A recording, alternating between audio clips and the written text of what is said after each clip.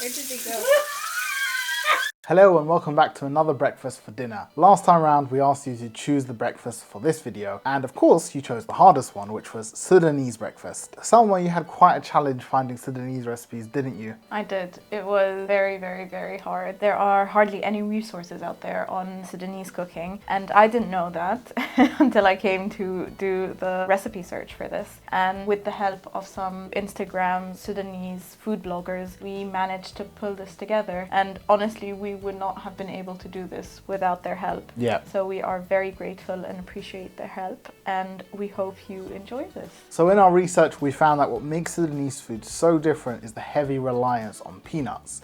Now, if you're an Arabic speaker, you'll know that peanut in Arabic is Ful Sudani, or Sudanese beans. In Sudan they call it Dakwa. Dakwa, yeah. And it is a major component of the cuisine there. So we've got peanuts in the salad, we've got peanut dip with the falafel, and have we got peanuts in the food? No.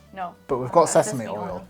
Yeah. So they use a lot of peanuts in the food, and we have another dish that we want to make in the future, which is a grilled meat with peanuts, but for now, we're sticking to the breakfast. Coming up in this episode, we have a bunch of awesome Sudanese dishes. We've got a foolproof chickpea falafel recipe, which is pretty easy to make, and I'll also cover why some falafel disintegrate when fried. There's also a peanut and tomato salad, which I think is going to be perfect for summer barbecues. And we have a unique fool dish, which includes a bunch of white cheese for a salty and creamy bite. First up, let's make the chili sauce for the falafel, which is called Shatta with Dakwa. All you need for this is some limes, red and green chilies, and some peanut butter. It's quite a simple chili sauce, and you'll begin by preparing your fresh chilies. I'm using 2 cayenne chili peppers and 2 fresh jalapenos, but you really can make this with whatever hot chilies you find at the store. Once you have them, you'll slice the top off your chilies, then cut out the core of the chili, getting rid of as much of the seeds as you can.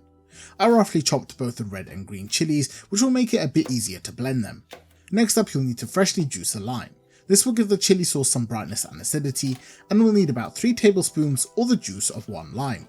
Finally, you'll need some good unsweetened peanut butter, and when I say good, I mean peanut butter that has no additives and doesn't taste like crap. This Pip and Nut brand is 99.6% peanut, and although we bought this 1 kilogram tub a month ago, we've somehow almost finished it. You'll need 100 grams of either smooth or chunky peanut butter, and then lastly a food processor or blender to make the sauce. Start off by adding your chilies to your food processor, and to them you add 1 tablespoon of white vinegar. Now turn the processor on and allow it to process the chilies into a finely chopped texture. Make sure to scrape down the sides of the bowl at least once, then when the chilies are nice and small, you can add in the peanut butter. Now to boost the heat, you want to add some dried cayenne pepper. I added half a teaspoon, but leave it out if you think your chilies are hot enough. Next in goes a 1/4 teaspoon of salt, and then we'll add the lime juice from earlier. All that's left is to slap on the lid and turn on the food processor, then let it blend until you're happy with the texture. I went for a slightly chunky texture like this, but you could totally emulsify it. Like any other chili sauce, this is usable right away, but let this sit in the fridge for a few days and the flavours will continue to develop. We put our chili sauce to work right away by dunking in a few freshly fried falafel. Unlike the Egyptian falafel we've done before, these ones are 100% chickpea. To make this Sudanese falafel, which is called tbsp, you'll begin by soaking 250 grams of dried chickpeas in a load of water. These need to soak overnight, and the next day they will have doubled in size like so. If you're wondering whether you can use canned chickpeas, the answer is no, and I'll touch on that in a minute. Once again, break out a food processor or blender and add all of the soaked chickpeas. You'll follow them up with 1 onion roughly chopped and 4 cloves of garlic, though we were working with half the amount.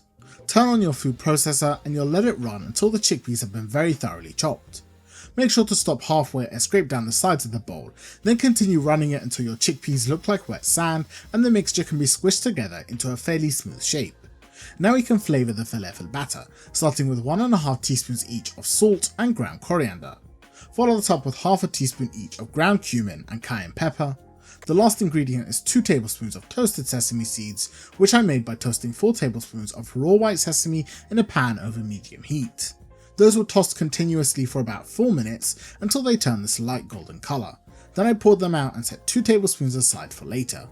The other 2 went into the processor, then it was turned on and given a final mix. What you should be left with is a crumbly falafel batter with tiny chunks of chickpea, and when you squish and compress it, it should easily take shape. All that's left to do is cook the falafel, but this is the part where most batters literally fall apart. The first time we tried this recipe, we forgot to soak our beans, so we used canned chickpeas instead. If you don't know, canned chickpeas are already fully cooked, so they won't end up cooking the same when fried. Although the batter may have the same texture as the raw chickpea one, it's literally unable to stay together in the hot oil.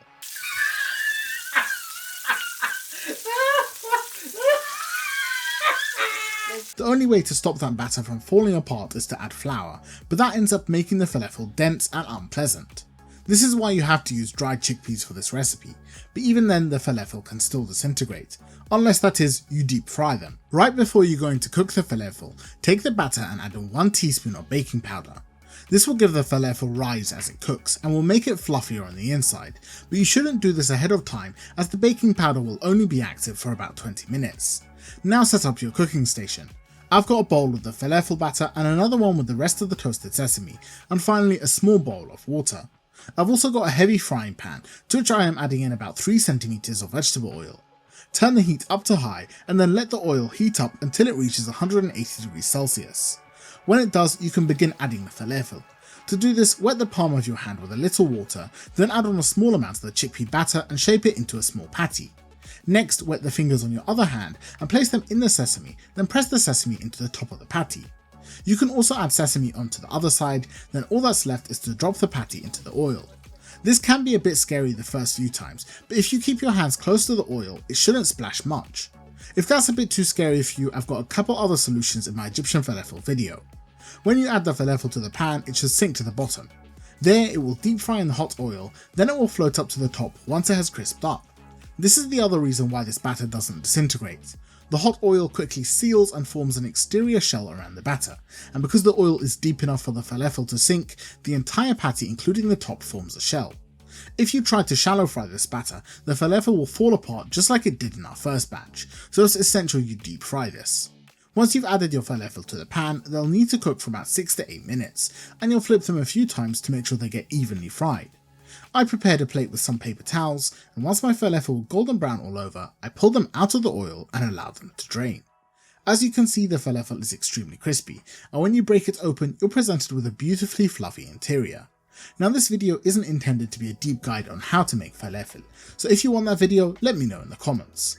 Regardless, these were absolutely fantastic, and of course they were perfect for dipping into the chili sauce. So first up we've got the Sudanese falafel, or tamia. Yeah. And this one is actually quite mild in flavour, there aren't many herbs in it, but what you do have with it is you have a peanut chili sauce. And of course, as soon as I saw peanut chili sauce, I was like, we have to make this. Also, what's different about this is a chickpea tamia, not a ful tamia. So as opposed to the Egyptian one, which is made with fava beans, this one is 100% chickpeas. Though some people do use some fava beans with the chickpeas. And then we've just got some regular Lebanese pita bread. I am gonna go right in with some chili sauce and some falafel. Ready? That is really good. Peanuts with falafel, who would have thought? And I get why you don't want a lot of herbs in the tamia so that it's not overwhelming with the sauce. Roast falafel are practically yellow in the inside, no herbs, nothing, but they do taste fantastic and they're perfect for the sauce. Next up, I think we should go for the salad. Tell us a bit about the salad. So this salad is called Salatet Dakwa, which basically means peanut salad. This is a classic version of the salad, which is basically just tomatoes and onions, and we added a bit of green chili for spice. And then we've got the dressing, which is basically crunchy peanut butter, lime juice, and vinegar. All right, I am excited to try the salad, and we had it earlier and it was really good, so the flavors now must have developed even further. This peanut salad is essentially a mixture of diced onion and tomato with a peanut dressing poured on top. You'll begin by chopping a small onion into a medium small dice. The onion pieces don't have to be particularly small, but I'll take some time to separate all the layers so the chunks are a bit less obvious when you're eating. Along with the onion, I'm adding in some chili to the salad, though this is completely optional. I sliced up a green jalapeno into rings, then added that to a bowl with the onions. Next, you need to chop 4 tomatoes into a medium dice. These should be firm but ripe tomatoes so they don't go mushy in the salad. Add those to the bowl as well, then you'll pour over the peanut dressing. I made this by first adding 50 grams of crunchy peanut butter to a bowl and then adding in the juice of 1 lime. Mix this together very thoroughly until the two have been well combined, then add in 1 tablespoon of white vinegar. You'll mix this again, and then when done, check the texture of the dressing. I felt like mine was a little thick, so I added in a tablespoon of water, but it probably wasn't necessary. Once you're happy with the thickness of the dressing, add in 3/4 teaspoon of salt and 1/4 teaspoon of black pepper and give it a final mix. The dressing should be bright and zesty with a lovely creaminess from the peanut butter. Now you just pour this over the chopped vegetables and then mix everything together until well coated. I plated this in a bowl and topped it with a few more rings of green chili, then I added on some chopped peanuts for extra texture. It's a very simple and easy to make salad, but it's absolutely packed with flavour. It looks a bit strange because the sauce has separated a bit, but it is a fantastic sauce. It's kind of creamy, even though it looks a bit watery. Actually, I noticed that in most of the videos, this is how the dressing ends up being because the onions and the tomatoes release their waters, so it just dilutes the salad further. Let's dig into the salad. Definitely don't eat this if you have a peanut allergy.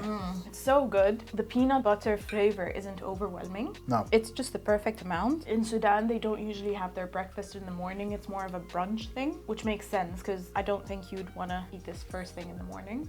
Do you want to tell us why this food is different than, I don't know, tens of recipes that we've done before? Is it because it's coated in sesame oil and it's topped with cheese? Yeah. From what I've noticed, that this is the most popular Sudanese recipe that everyone does in Sudan. The sesame oil is a crucial part of this dish. And we got lucky because we actually found Sudanese sesame oil at the supermarket. I don't know what makes it different from regular sesame oil, but it's not a toasted sesame oil, it's just a regular sesame oil. Alright, this Sudanese ful is a fun one. We've done a few varieties of ful before, but I really liked how this one turned out.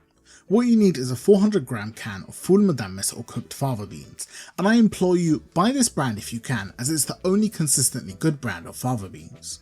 Ours were flavoured with cumin, but buy the plain ones if possible. Empty the can out into a pot and turn the heat up to medium. You should bring the pot to a simmer, then turn the heat down and allow it to cook for about 10 minutes until the beans have really softened. At this point, get a potato masher and use it to crush the beans so they mostly turn into mush. When they look like this, you can season the ful by adding in 1/4 teaspoon of dried coriander and 1/4 teaspoon of salt. You'll now add in the special ingredient, and that is 1 tablespoon of sesame oil. I weirdly found Sudanese sesame oil at the supermarket, but you basically want a sesame oil which is not toasted, as that would be too bitter. Mix the oil into the ful, then you'll add in about 1/4 cup of water to thin out the mixture. Unfortunately, I wasn't recording, so here's what it looked like when I poured it out into my bowl. It should have a thick yet slightly runny texture that can only be described as beanie. Now to make this truly Sudanese, you'll slice a tomato into a smallish dice, then add the tomato pieces on top of the ful in the centre. Next you'll need some salty white cheese like feta or this generic Middle Eastern white cheese, which you should break into a fine crumble. Add the crumbled cheese on top of the tomato and then you're ready for the final ingredient. All that's left is to pour 2 tablespoons of sesame oil around the perimeter of the dish, and then your Sudanese ful is ready. I never really was a fan of ful, however something about the bitterness of the sesame and the saltiness of the cheese made this one a fantastic discovery. I am really excited to try this one. Now, if you have been watching for a while, you will know I don't like ful, but we found a nice brand of ful today and it actually is pretty good. Let's dig in. You like food? The oil is very good with it. I'm sure I don't need to tell you how to scramble some eggs, but what I will say is that in the Middle East, we don't make a small curd when scrambling eggs. In this instance, I whisked together the 3 eggs and then heated a couple tablespoons of vegetable oil in the frying pan. Just before adding in the eggs, I added 1/4 teaspoon of salt and coriander, then poured in the eggs and allowed them to cook. Rather than moving the curd really quick like in a French omelette, I let mine sit and firm up for a while before stirring. That will give you a larger size curd and is more typical of what you will see in the Middle East. After plating up the eggs, we also added on some of the white cheese we mentioned before, which is the typical cheese you'll see at breakfast throughout much of Sudan. So our final savoury dish is some scrambled eggs, and these are scrambled eggs with coriander. See how it is? That coriander comes through so nice. We usually have our eggs with just salt and pepper, but I really like the coriander. It's very different. I think we need to start exploring more Sudanese food. So I know I'll probably get a load of comments on this, on why are we doing Sudanese food? Is Sudan part of the Middle East?